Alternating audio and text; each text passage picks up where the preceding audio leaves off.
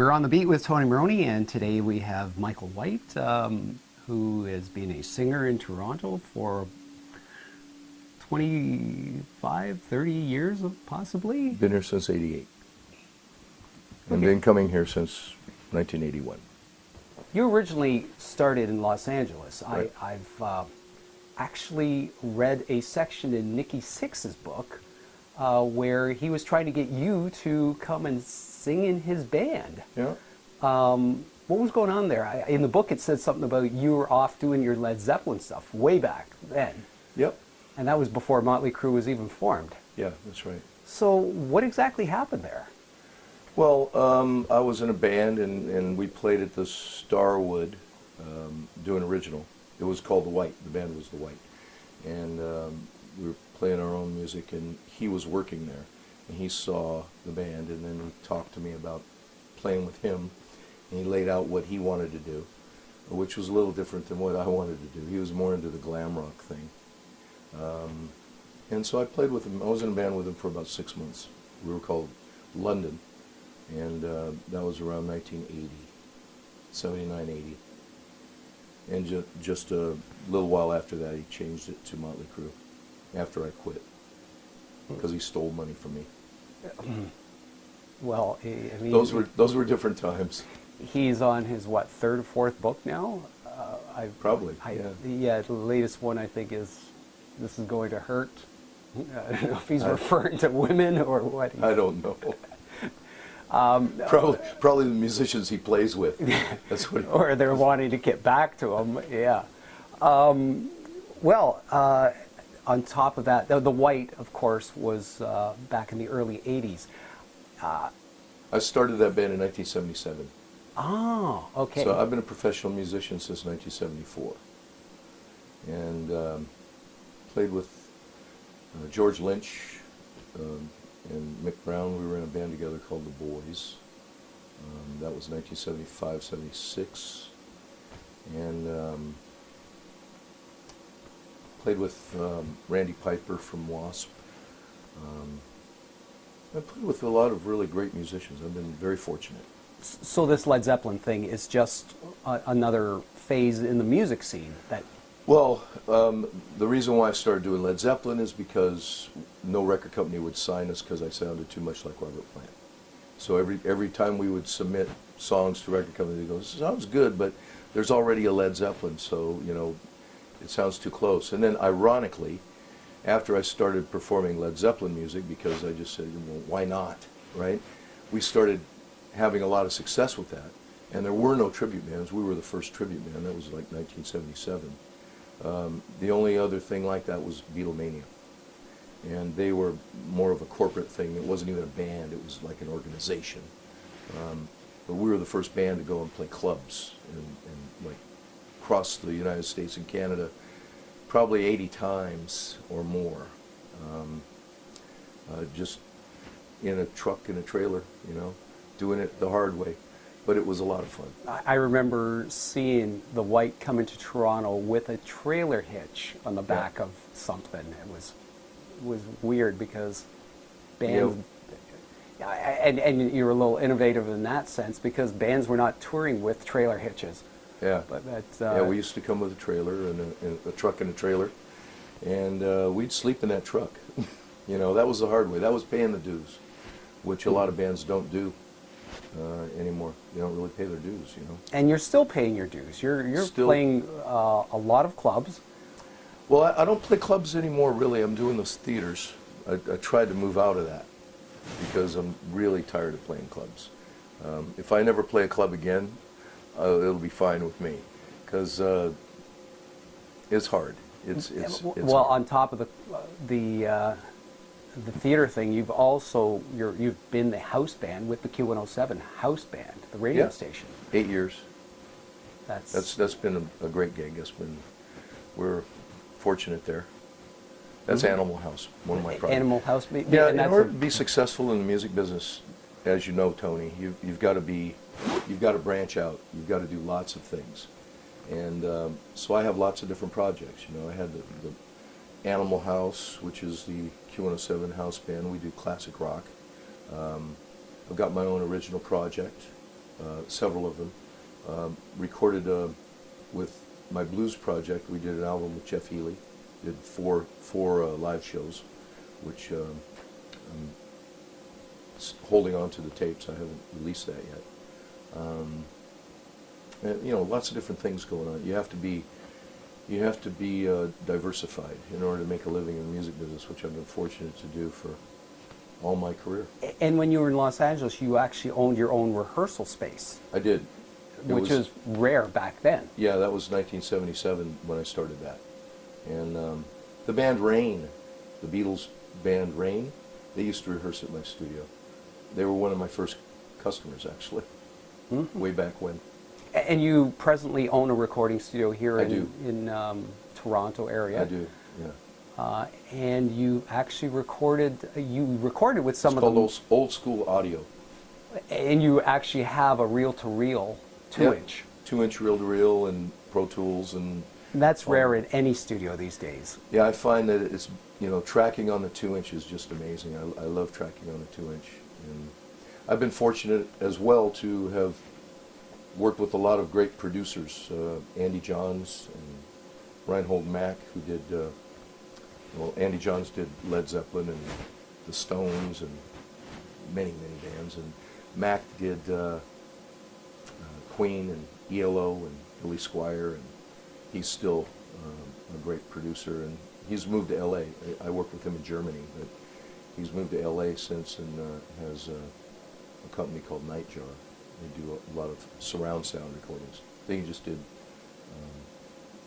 I forget who it was, but he did somebody really big recently. And a few years back, you actually were the lead singer on about 9 or so tracks of the Ultimate Zeppelin tribute. You helped me record that, that's right.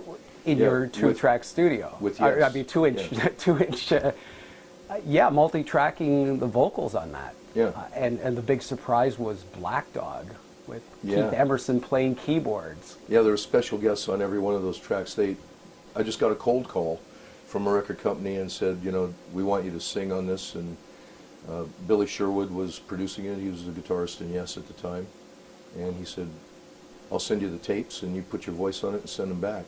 I wish I could have been in the studio with those guys at the time. That would have been a lot of fun. But everybody was doing it like that. He was sending the tapes out to Keith Emerson or, you know, Well, I remember the tracks, when Black Dog has a big empty space at the beginning of it, and when it came back to you, mixed, it's like, where'd these keyboards come from? Yeah. Well, that's Keith Emerson. Yeah. Pretty cool. That's probably one of the highlights of my career, because Keith Emerson, I loved him. I went and saw them live in Long Beach in ELP, Emerson Lake and Palmer in Long Beach in 1972, I think it was, and saw them do the Pictures of the Exhibition tour. It was amazing. Mm-hmm. So he's been one of my heroes, and then to actually sing with him and hear that track, it was amazing. You know, you hear it and you immediately go, "That's Keith Emerson." Yeah, he's got a unique style, definitely. Yeah, it's very exciting. I still get excited about music, which is great. And if I didn't, I don't think I'd want to do it anymore. But I've been in the music business for so long, and I always try to figure out ways to make it exciting, you know, try to reinvent it. And I think that's something that you kind of have to do in any career you're in. You have to enjoy what you do. And I've been fortunate. I've been able to figure out ways to enjoy what I do. And recently you've been videotaping some of your live shows. You've been recording with, performing with orchestras, student orchestras. So tell us a bit about that, because it's not just the Zeppelin things you do with the students now. You're actually doing classic rock with them. Yeah, started working on these charts, the scores for the orchestra about 6 years ago. And I was working with some arrangers and some conductors. They helped me greatly because I'm self-taught. I couldn't even read music, just barely. So I had to teach myself how to read music. I had to teach myself how to arrange this stuff, and with the help of these arrangers and conductors, they kind of put me on the path. And then with software, you know, like Sibelius, able to write tracks much easier than like scoring it by hand. But luckily, I've been just doing Led Zeppelin, I've been performing that music since the 70s. So I've heard it a lot, and I have other melodies in my head and other ways of hearing it. That's why I wanted to start doing this, is because I was hearing other things that go with the music, and I thought, orchestra arrangement of that would be great. So, like Immigrant Song, I try to arrange stuff that hasn't been orchestrated before. Immigrant Song, which is like an over-the-top aggressive song, and putting, string section and woodwinds and horns in there that just really jump out at you. It's like, it's exciting to me. There's quotes from people like Robert Plant commenting on your vocals. Once they said, so do you sing Led Zeppelin when you go perform as Robert Plant? And his quote is, Michael White sings Led Zeppelin, I sing Robert Plant.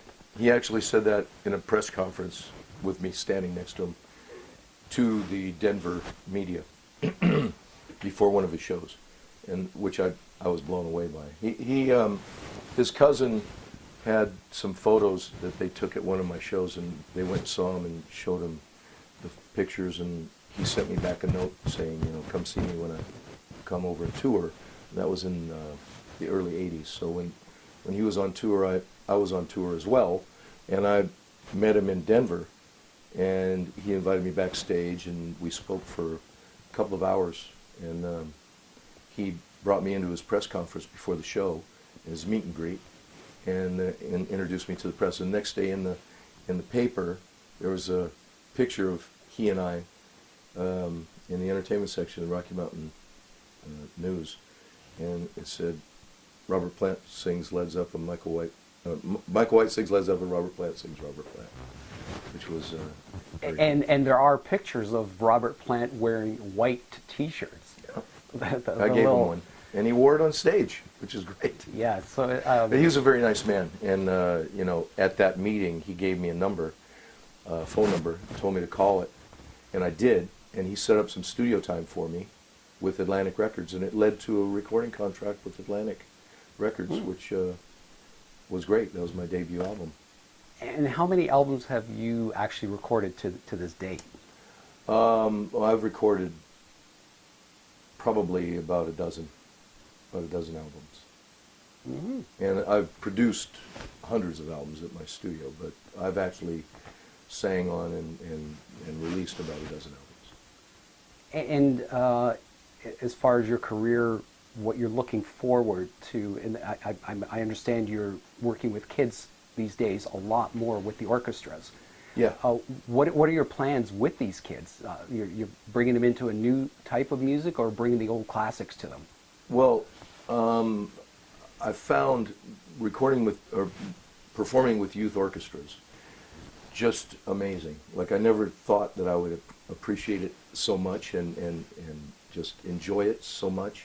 But it's really gratifying, because when you're playing with students, and they're very good, like kids, they pick up, students, they pick it up, and once they get it, the smile on their face and the feeling that you get from them when they're rocking with the band and they're playing their instrument, whatever, cello, whatever it may be, and you see the smile on their face, it's really cool, because